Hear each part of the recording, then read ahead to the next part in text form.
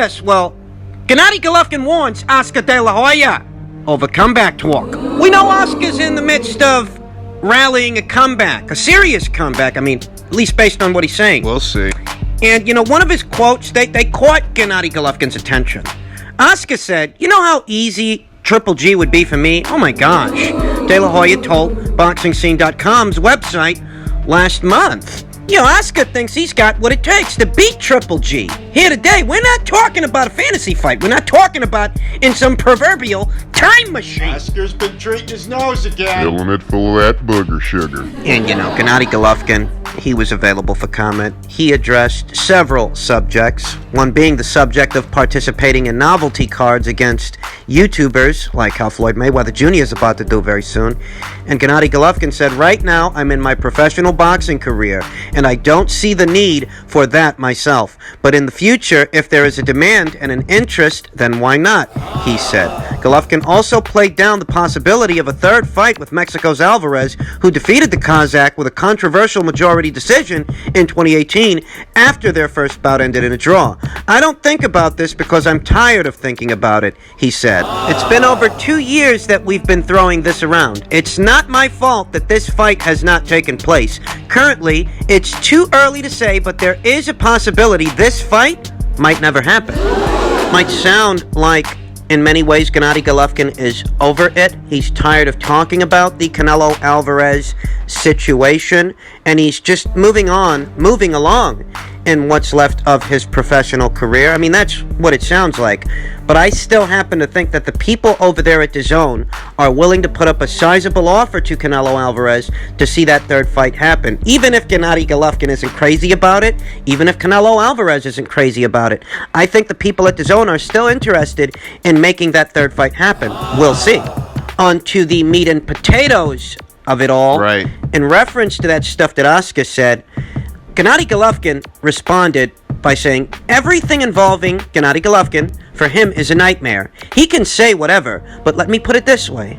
If I got an opportunity to legally kill a person in the ring, I might seize it. De La Hoya has not fought since being dismantled by Manny Pacquiao in 8 one-sided rounds in 2008. However, De La Hoya is adamant that he is serious about a comeback, telling ESPN in August that he was ready to fight, quote-unquote, any top guy available. De La Hoya ventured into promotion, yada yada yada, you get the gist of it. Gennady Golovkin's ominous message to Oscar De La Hoya sounds a lot like a death threat.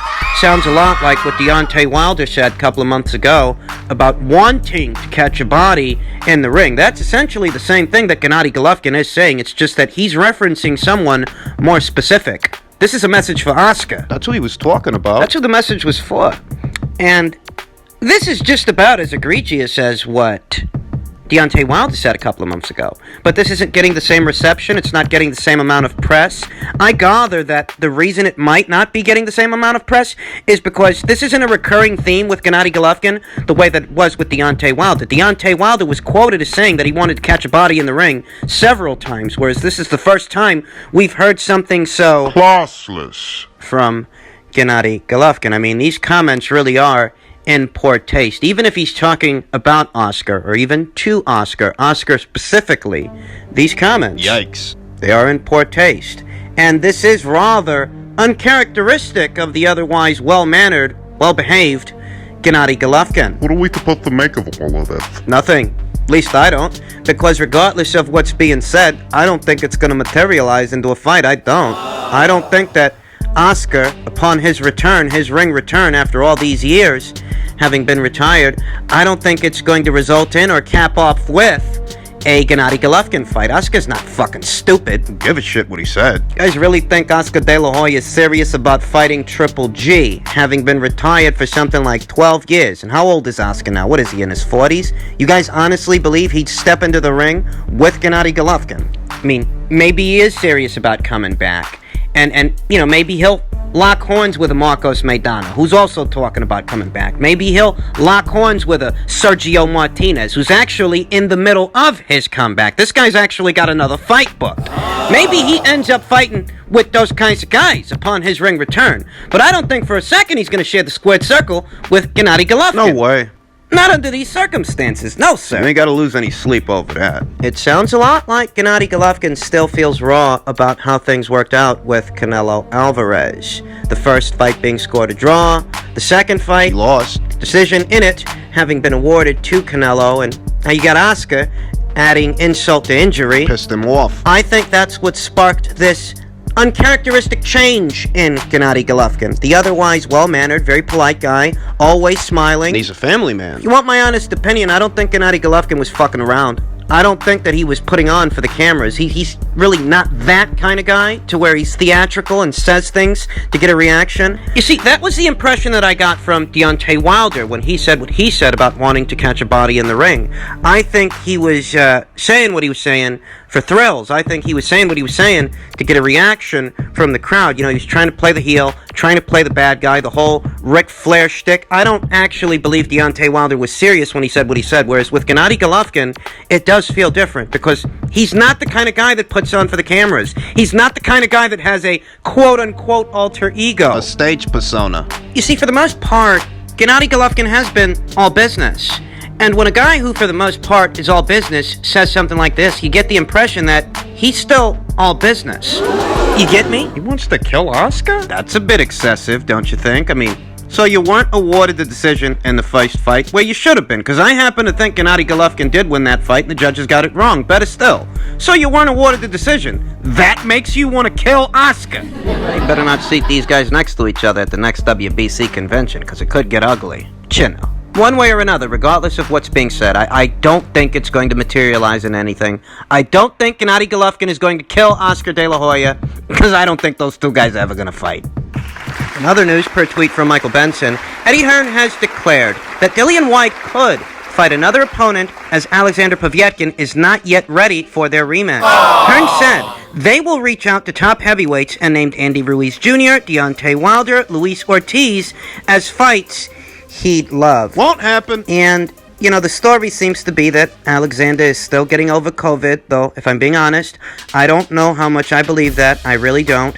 A part of me feels that the Povetkin people, Ryabinski, those guys, they're taking the victory and running off like bandits. I mean, that's how it seems. Perhaps they don't see a need to fight Dillian Whyte for a second time. That's entirely possible from where I'm sitting. And, you know, Alexander beat him fair and square. He did. So I'm not complaining. I'm just saying that a part of me feels like perhaps the Povetkin people are, you know, using this as an avenue of opportunity to skip out on a second Dillian Whyte fight because essentially they're interim champions. They're in line to fight for the WBC title. Do you guys remember what Whyte versus Povetkin looked like? Do you guys remember everything that took place up until the point that Alexander caught Dillian Whyte with that very short counter uppercut on the inside? Do you guys remember what was going on?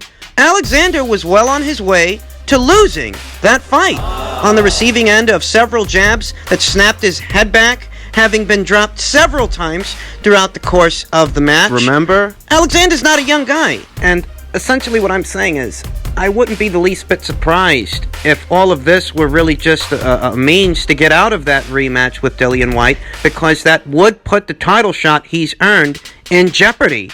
Maybe he loses the second fight. At this age, it's that much harder for a guy like Alexander to bounce back, and instead of running those risks with Dillian in a second fight, he's trying to find a way out of that altogether, and COVID-19 is his cover story. The plan, as it were, could be to push for his title shot in 2021. He perhaps cannot stand in the way of the first Joshua versus Fury fight, but he could very well stand in the way of the second one. Whatever happens in the first fight, whoever wins, whether it's Joshua or Fury, by the time the rematch rolls around, and I think there is going to be a rematch, I think that's going to be a 2, maybe even a 3-fight engagement. But by the time that second fight rolls around, you might see Alexander and Ryabinski pushing for their title shot, pushing for their world title opportunity. That could be what the plan is, and they don't want to jeopardize that plan locking horns with Dillian Whyte for a second time. Doesn't necessarily have to be that they're afraid of losing so much as, given Povetkin's age, he can't afford to sustain any more wear and tear. Not if he can avoid it, not if he can circumvent it. Maybe he's preserving himself for his title shot. I'm just speculating, I'm just throwing ideas around. And that idea doesn't seem at all far-fetched to me, because Dillian Whyte could very well end up fighting someone else where he was supposed to be fighting Alexander Povetkin. So they're throwing around names like Andy Ruiz and Deontay Wilder, Luis Ortiz, and I don't view any of those fights, not a single one of them, as being likely to come off, as being likely to happen. Even the fight with Deontay Wilder, who upon his media return, not his ring return, Not that. but his return from out of hiding, he claimed that the guy that he wants to fight, at least one of them, one of the guys he wants to fight the most, is Dillian Whyte. This was after Dillian Whyte was knocked out by Alexander Povetkin. Deontay Wilder did not exhibit this demeanor towards a Dillian Whyte fight until after Dillian was knocked out by Alexander. Before that, he wasn't crazy about the fight. Everybody knows. But after Dillian got knocked out, you saw how the tune changed. Dylan White, I want Dylan White, and I want Dylan White. This time, nah. Let me stop. He has been he has been a certain time. It's like, man, the dude obsessed with me, man. He feel like he act like we went together and we had a bad breakup. He can't get over me.